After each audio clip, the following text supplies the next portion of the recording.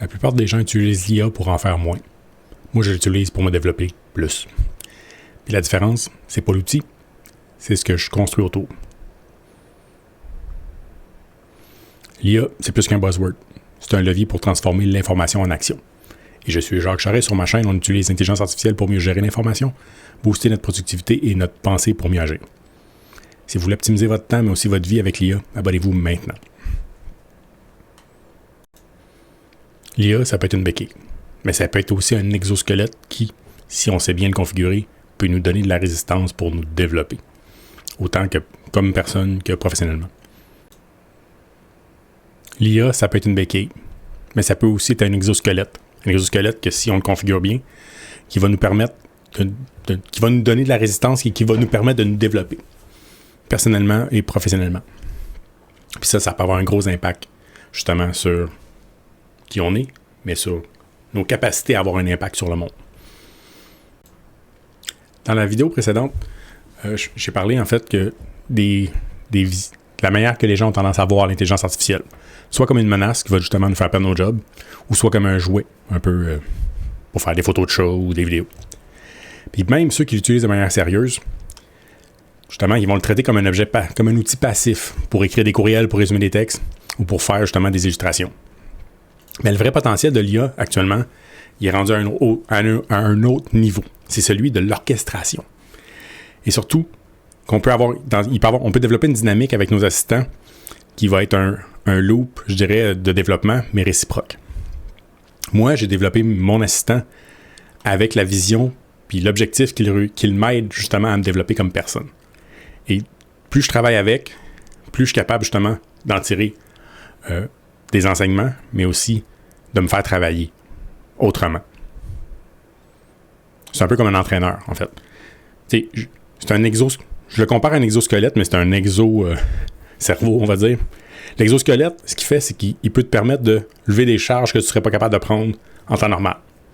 C'est sûr que si tu fais juste t'en servir comme ça, qui va tout prendre les charges à ta place, ça ne va pas te développer.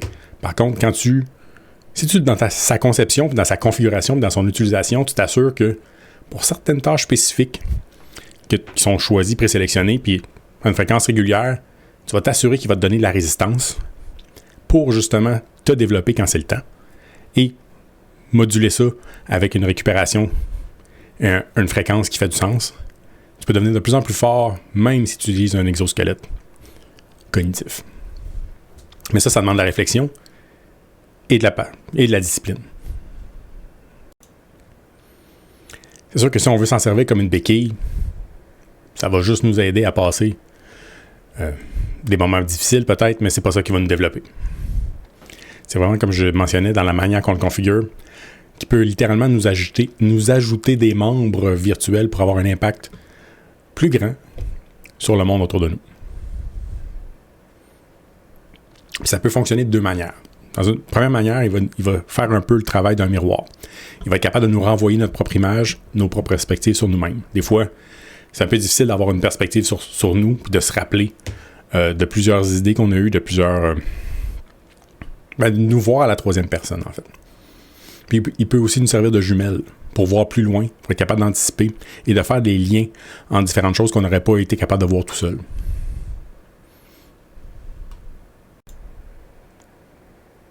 Par contre, il faut commencer à quelque part. Et là, quand je te parle d'exosquelette cognitif, je peux comprendre que tu me regardes avec des gros yeux. La chose simple, en fait, c'est de commencer. Il y a différents niveaux, en fait, d'orchestration. Mais il faut vraiment commencer au niveau le plus simple.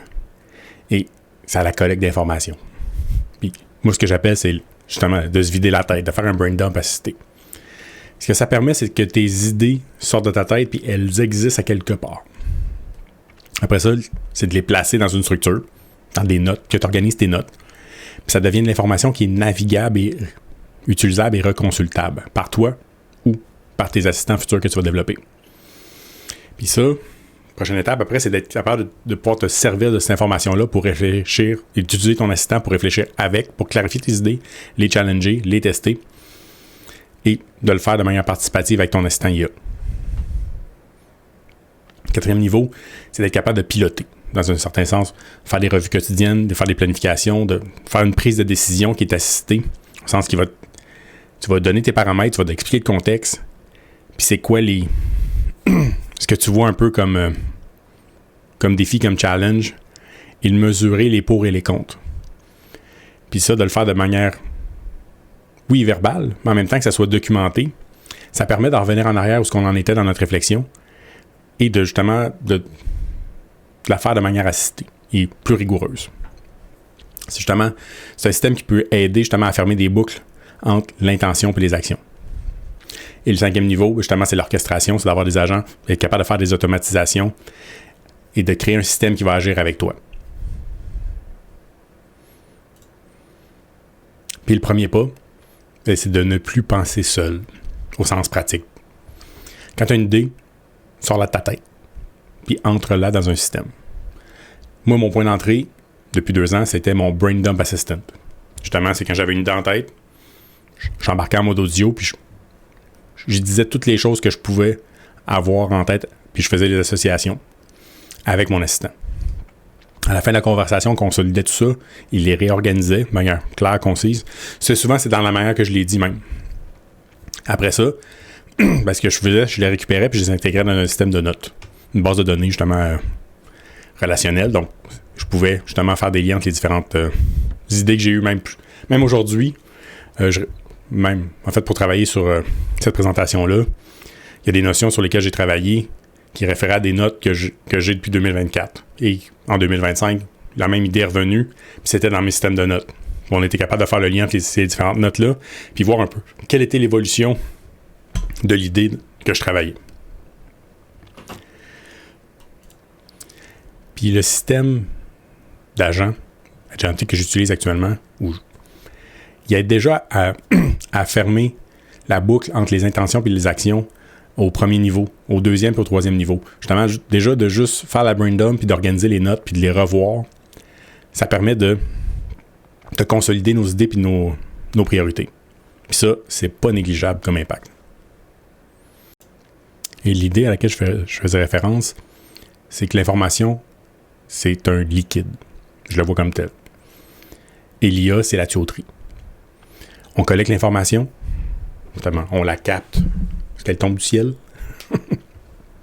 On la filtre, on la traite, on peut la concentrer.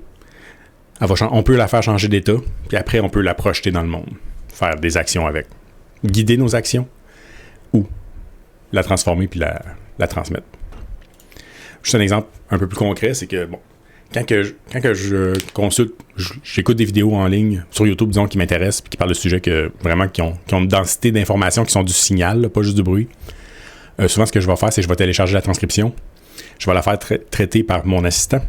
Déjà qu'il connaît mon contexte, il sait ce qui m'importe. Il va traiter l'information, il va juste la nettoyer déjà de base pour que la transcription soit les notes soient de qualité. Puis après ça, il va pouvoir les intégrer dans ma base de données, mais aussi de faire les associations vers quel projet et quelle notion que j'ai déjà dans la base de données qui pourrait être pertinente pour que ça soit interrelié. Et ça me permet justement d'alimenter ma réflexion puis de la pousser davantage quand dans 1 mois, 2 mois, 6 mois, je me pose une question sur quelque chose puis je sais que j'ai telle personne qui en parle régulièrement. Je peux demander à mon assistant, hey, check dans la knowledge base, là, qu'est-ce qu'on a à ce sujet-là? Je pense qu'il y a telle personne en parler, ou même juste parce qu'elle est vectorielle, il va être capable de trouver juste tout ce qui est proche dans le sens de ce que j'essaie d'approfondir, puis il va être capable de faire resurfacer cette information-là, puis me la référencer, puis me la présenter. Puis c'est ça qui est quand même important. T'sais, la question, c'est dans quel liquide informationnel on baigne. C'est de quoi on s'abreuve. Puis c'est important que ce soit de qualité. Si c'est juste du bruit, ou du fast-food informationnel, on n'aura pas, disons, une santé très svelte. On ne sera pas en très bonne santé cognitivement. Puis c'est une des forces de l'intelligence artificielle, c'est oui, ça peut faire de la cochonnerie, mais si on l'utilise bien, ça peut nous permettre de justement avoir du leverage sur l'information et sur nos processus décisionnels. Toutefois, je dois vous mettre en garde. Avoir justement un assistant qui nous assiste dans tous nos projets, qui nous permet d'en faire plus, oui, mais ça va aussi augmenter notre charge de travail. Parce que comme je peux en faire plus, je vais en faire plus. C'est un peu... Il y a comme un loop un peu de satisfaction, parce que les résultats, les choses s'attachent, puis on s'en met un peu plus sur les épaules. Plus de capacité, ça égale plus d'idées, plus de possibilités, plus de travail auto-imposé. Puis ça risque de devenir, oui, hyper productif, mais cognitivement épuisé. Puis ça, il faut faire attention à ça. Il faut se mettre des limites. Puis justement, dans mon système de planning, régulièrement, on track, je dirais, les indicateurs de temps, en termes de temps, mais d'énergie et de santé, pour être sûr que justement, ça soit soutenable à long terme. Parce qu'il y en a beaucoup qui s'épuisent à continuellement travailler des systèmes d'intelligence artificielle. Parce que ça donne beaucoup, mais aussi ça peut demander beaucoup. Puis, oui, je vais faire une petite affaire, puis là, ça prend une demi-heure, une heure. Oui, ça a beaucoup d'impact, beaucoup de potentiel, mais des fois, il aurait fallu aller se coucher.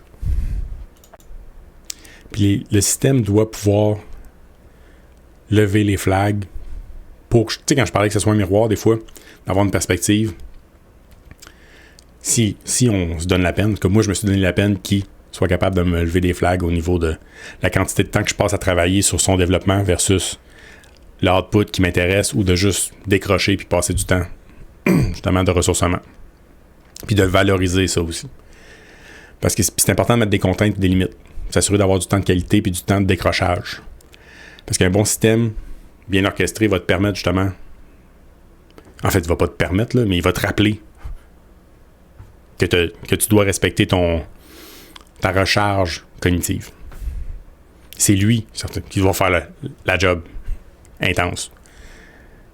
Mon travail, c'est de diriger, guider et de m'assurer de mettre les priorités aux bonnes places. Puis le vrai skill à développer actuellement, c'est pas tant l'usage technique de l'intelligence artificielle, c'est l'habitude d'externaliser sa pensée. Oui, on va le faire de manière assistée par l'intelligence artificielle, mais fondamentalement, c'est ça. C'est d'être capable d'avoir une vision claire, mais de l'exprimer de manière claire. D'apprendre à formuler, verbaliser, documenter. Si tu fais juste penser dans ta tête, ça va finir par disparaître. Si tu l'inscris dans un système vivant, ça ne sera pas que stocké, mais ça va être la pensée va continuer d'évoluer. Puis justement, un système qui permet à une pensée de survivre assez longtemps pour devenir une action, c'est vraiment ça, un système agentique. Je dirais que c'est ça que j'essaie de me développer. Puis c'est ça que je me suis développé, en fait, puis que vous pouvez vous développer.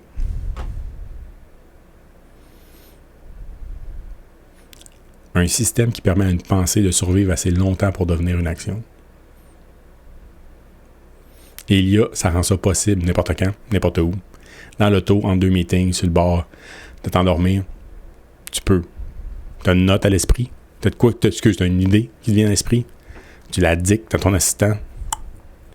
Demain matin, tu la reprends, tu fais autre chose. Tu l'utilises. La continuité de la réflexion externalisée. C'est ça le vrai changement. Pour faire ça simple, tu n'as pas besoin d'un système qui a 87 skills. Tu n'as pas besoin d'une infrastructure, tu n'as pas besoin d'une mission de vie documentée. Pour commencer, tu as juste ce que tu as à faire, c'est de prendre un assistant IA, celui que tu veux. Je te suggère de payer pour, comme ça tu vas avoir des résultats un peu meilleurs. Parle-lui de ce que tu fais, de ce que tu veux dans la vie, de ce que tu veux t'en aller. Puis laisse-le t'aider à organiser tes idées. C'est tout. Le reste va venir avec.